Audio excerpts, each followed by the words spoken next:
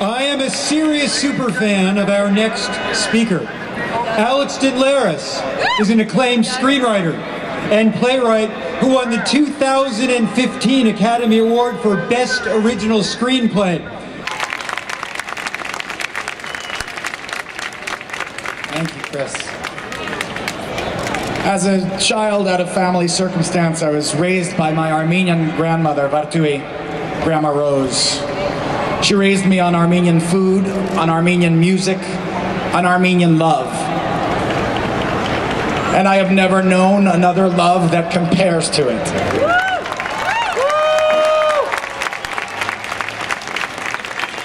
Winning an Academy Award was a dream come true for me, but it was a dream afforded to me only by the unfathomable journey that my grandmother took.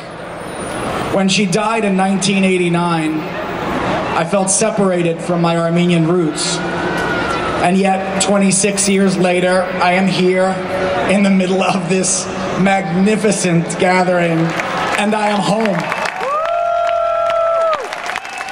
Welcome home.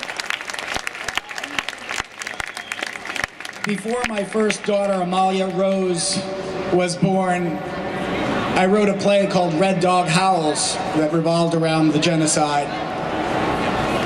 It was my tribute to my grandmother and to all the survivors and victims of the genocide. And today, if you'll tolerate me, I will read a piece from the play.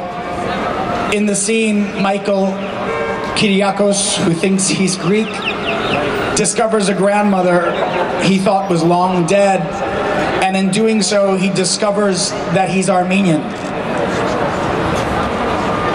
He says, I knew this place, I knew this woman, I'd never been here nor met her, but in the bottom of my soul, I knew a part of me had always lived in this apartment. She warmed the soup for me and I devoured it, bowl after bowl, as if I hadn't eaten for days. It was simple enough, rice pilaf, dill, celery, onion, a hint of lemon, but so delicious, so nourishing. Warming me from the inside in a way that would be impossible to explain. And all the while I ate, she sat watching silently in her chair across the room, measuring me as if I were a ghost, and she couldn't work out whether I was actually there or not. The red dogs of the desert all howled one night after hopelessly moaning over the sands for some unknown, incomprehensible grief.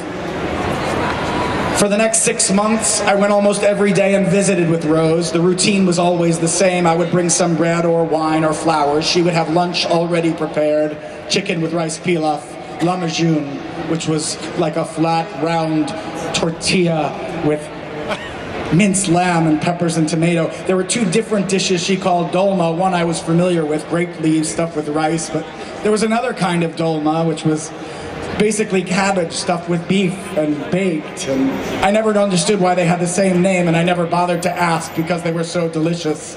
There was always the soup, always with lemon, always chureg, which is sweet Armenian bread, and always dessert, lokma, fried dough, rolled in brown sugar. And though she cooked enough for 10, she would never eat. I mean, occasionally she would pick at some rice or eat one of the dolma, the grape leaf kind with some crackers, but never a lot. And never the meat, not beef, not chicken, never. One day I asked her whether she was a vegetarian, and she snapped back at me, I am an Afratian.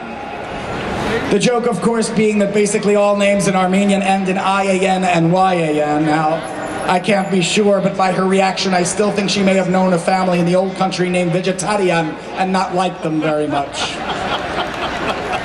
It wasn't long before I became obsessed with the Armenian culture. It was in my blood. It offered me a past, a history that I had never known, and it nourished me. Like the food, I knew it could make me something that I suddenly realized I never was before. Strong. By now I had learned a lot about the shadow of my past, an ancient culture, Armenia, who for a short time had been even more powerful than Rome.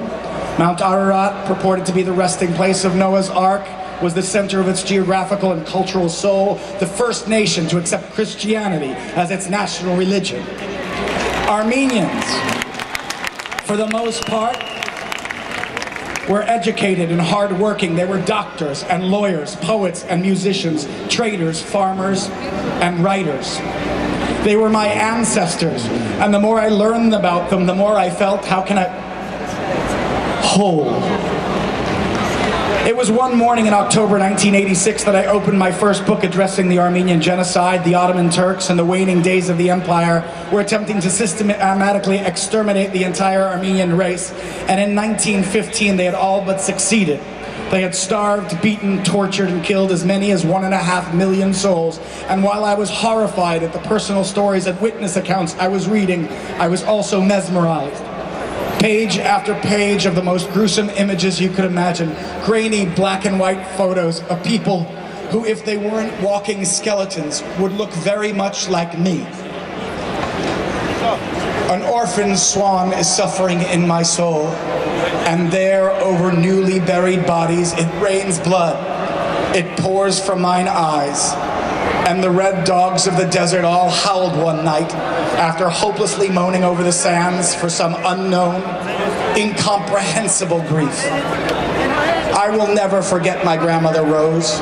We will never forget our ancestors and the impossible journeys they made. We will never forget.